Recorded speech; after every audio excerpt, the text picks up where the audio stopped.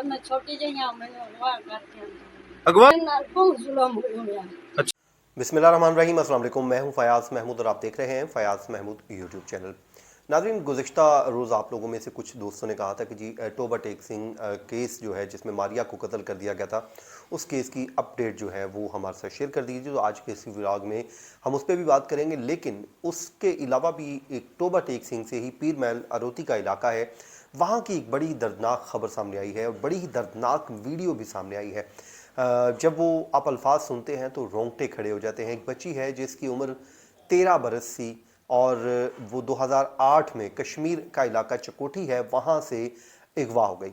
अगवा होने के बाद उसको पीर महल अरोती लाया गया और उसके बाद वो अपनी ज़िंदगी यहाँ पर बसर करती रही, क्योंकि उससे मुस्तफ़ा नामी शख्स ने, एक मोमर तरीन शख्स को आगे फ़रोख्त कर दिया और वो बेचारी अपनी ज़िंदगी यहाँ पर काटती रही। 16 साल ज़िंदगी के उसने यूं ही कैद में काट दिए और बिल आखिर अब वो बाजियाब हो गई। और बाजियाब कैसे हुई, एक पूरी एक कहानी है। उसके अलावा उसकी जो वीडियो स्टेटमेंट आई है वो सुनी नहीं जाती, लेकिन ज़ाहिर है आपके साथ शेयर करेंगे। और इस वीडियो को आपने शेयर इसलिए भी करना है कि उसकी फैमिली तक ये पैगाम पहुंच जाए और हो सकता है वो बच्ची वापस अपने घर तक पहुंचने में कामयाब हो जाए, क्योंकि इस वक्त वो दारुल अमान टोबा टेक सिंह में। तो टोबा टेक सिंह से जी ये दो खबरें हैं। ख़ासकर इसी अगवा को ही लेकर मैं आपके साथ एक और भी खबर शेयर कर दूं। बड़ी इंपॉर्टेंट खबर है और वो है इस्लामाबाद का G11। अगर कोई जो लोग मुझे देख रहे हैं वो इस्लामाबाद को जो जानते हैं वो G11 सेक्टर से मुतल्लिक जानते होंगे। बिल्कुल पोश इलाका, इस्लामाबाद शहर के अंदर का इलाका है। तो ईद से कबल एक वीडियो सामने आई जो G11-3 का इलाका बन रहा था कि एक मोटर बाइक वाला बंदा आता है और आकर वो जो है कुछ देर खड़ा रहता है। उसने वो बाइकिया वाला हेलमेट पहना होता है और बच्चे गली में खेल रहे होते हैं। तो अचानक से वो एक बच्चे को उठाता है और अपनी बाइक पर बिठा लेता है। अच्छा, बाइक पर बिठाता है और वो वहाँ से भागने लगता है तो दीगर बच्चे आ जाते हैं, तो वो बच्चे को उससे छीन लेते हैं और वो वहाँ से रफू चक्कर हो जाता है और बंदा भाग जाता है। तो मतलब अगवा की कोशिश नाकाम हुई और ये तमाम तर मनाजर जो हैं वो CCTV कैमरे में महफूज हो गए। तो उसके बाद से लेकर एक खौफ व हरास भी पाया जाता था। तो लोगों से रिक्वेस्ट इतनी ज़रूर कहूँगा कि बच्चों के मामले में बड़ी एहतियात कीजिए, क्योंकि हालात जो हैं वो इतने अच्छे नहीं हैं। और खुदा न खासा वो बच्चे को ले जाता और उसने क्या काम किया गया, उसने वहाँ पर अपना एक व्हाट्सएप नंबर फेंक दिया है। नंबर तो उसने पहले फेंक दिया, बच्चे को उठाया और उठा के भागा। और वो बाद में जब रिकवरी हुई वो तो उसमें उसने कहा था कि जी आपका बच्चा मेरे पास है और उस बच्चे को जो है इस नंबर पे आप रब्ता कर लें। लेकिन वो तो शुक्र अल्हम्दुलिल्लाह वो बच्चा उधर से ही बच्चों ने ही छुड़वा लिया और वो भागने में वहाँ से वो बंदा कामयाब हो गया, लेकिन अगवा की कोशिश नाकाम हुई। तो इसलिए कोशिश कीजिए कि अल्लाह ताला हम सब के बच्चों को अपने ज़मान में रखे।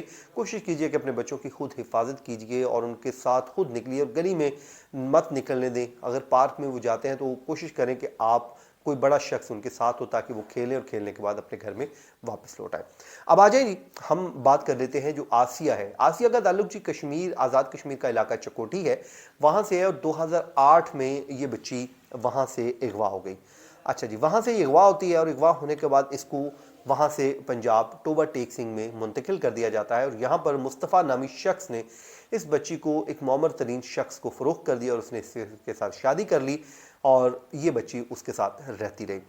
और उसके बाद वो बताती है कि एक दिन उसने मौका पाकर अपनी वीडियो रिकॉर्ड की और उस वीडियो को वायरल कर दिया और उस वीडियो में वो अपने ऊपर ढाए जाने मज़ालिम के ऊपर बात कर रही है कि किस तरह उसके ऊपर जुल्म किया जाता था, किस तरह वो उसे अपने वालिदैन के पास पहुंचने की अपील कर रही है। और साथ ही साथ वो बताती है कि मुझे 2008 में झंग के रिहायशी मुस्तफ़ा नामी अगवाकार ने अगवा किया था और इस्लामाबाद से वो कहते नहीं मुझे शिफ्ट कर दिया गया। तो अब हुआ ये है कि मोमर शख्स के पास रही तो उसने एक वीडियो स्टेटमेंट दी है, वो बिल्कुल छोटी सी, मैं आपको सुना देता हूँ कि वो क्या कहती है। उसके बाद हम अपनी व्लॉग को आगे बढ़ाते हैं। मैंने दुआ बेची आई इसको। अच्छा, उस दिन वो इतने आन के बेच देता है। और गाय मुस्तफा।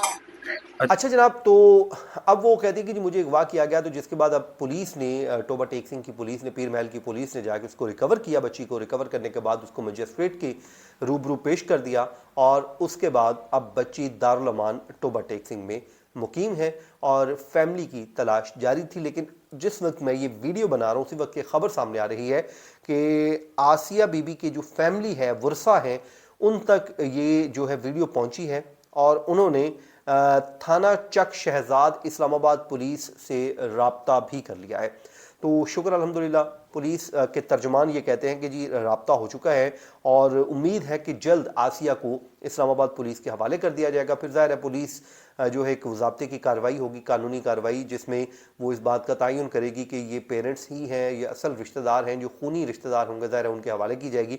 और अब उम्मीद लगी है कि वो बच्ची अपने घर पे वापस लौट जाएगी। सोचें 16 साल ज़िंदगी के उसने किस तरह किस कुर्ब में काटे होंगे, और ये दर्दनाक वाक़या था जी आपके साथ। मैंने कहा चले मैं आपके साथ शेयर करता हूँ, लेकिन कोशिश कीजिए कि बस अपने बच्चों की हिफाजत को खुद यकीनी बनाएं, क्योंकि मुआशरा बहुत ज़ालिम है, लोग बहुत ज़ालिम हैं। बस अल्लाह ताला से मेरी तो दुआ ही है कि अल्लाह ताला इन सब ज़ालिमों को हदायत दे जो लोगों का माल बच्चे लूटते हैं।